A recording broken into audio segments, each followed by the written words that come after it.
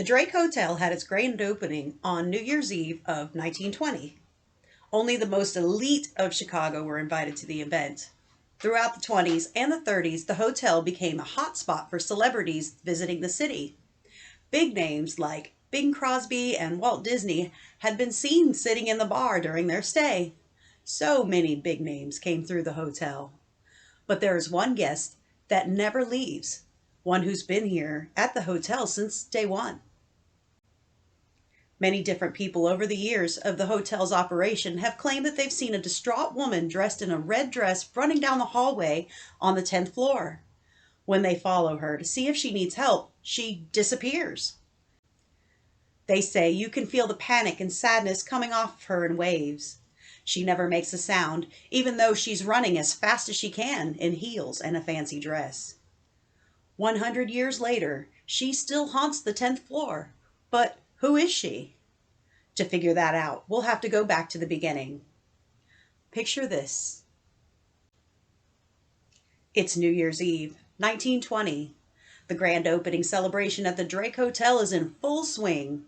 A woman in a bright red party dress walks through the crowd of people looking for her husband. He slipped off earlier to talk to one of his clients, but he never returned to her.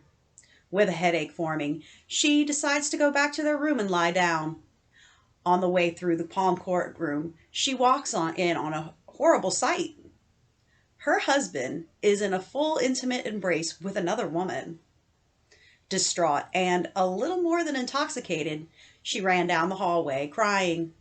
She threw herself out of a 10th floor window, falling to her death. But here's the thing. No death was reported that night.